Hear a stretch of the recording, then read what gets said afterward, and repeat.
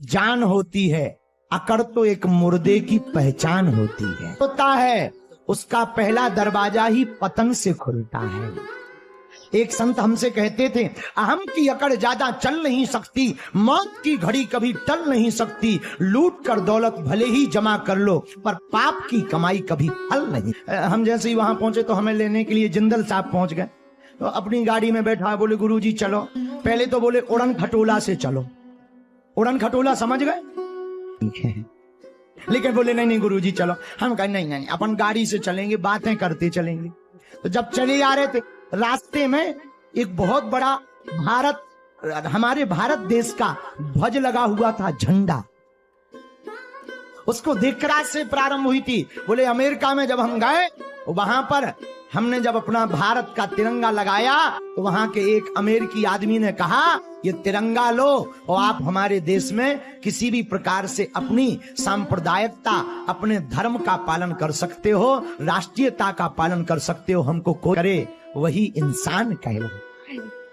तो राष्ट्र प्रेमी ही है। लंका में विदाउट वीजा बिना टिकट के घुस गए थे। बोलो जय बजरंगबली की। हाँ हनुमान जी, इसलिए हम कह रहे थे अहम की अकड़ ज्यादा चल नहीं सकती, मौत की घड़ी कभी टल नहीं सकती, लूट कर दौलत बलवान है, ज्ञान है इसलिए वो ज्ञानवान है, उनका सम्मान है इसलिए उनके नाम के पीछे ही मान है, उन्हें लोग कहते हनुमान। महाराज में एक चीज है, उनके अंदर सब कुछ है, ज्ञानवान, बलवान, बुद्धिमान और चरित्रवान, इसलिए लोग उन्हें कहते हनुमान। लेकिन अभिमान स्टेशन कहाँ है?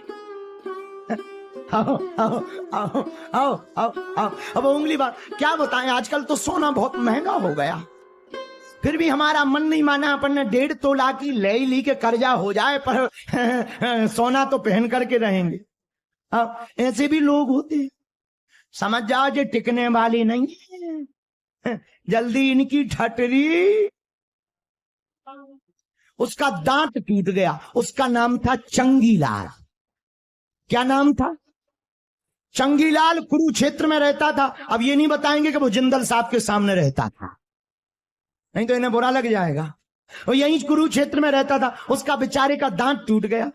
दांत टूटा, डॉक्टर के पास गया, डॉक्टर बोले दांत लगा दे। अरे बोले सोने का लगाओ, सोने पहले के जमाने में चलता था। सोने का दांत लगवाया। अब ने सोचा अगर हम खीर कहेंगे तो दांत कौन देखेगा, तो उसने पता है क्या बोला है, बोले खीर दो, खीर खीर दो, खीर। क्योंकि दांत सोने का था और वो खीर कहने में दिख नहीं सकता था, लेकिन खीर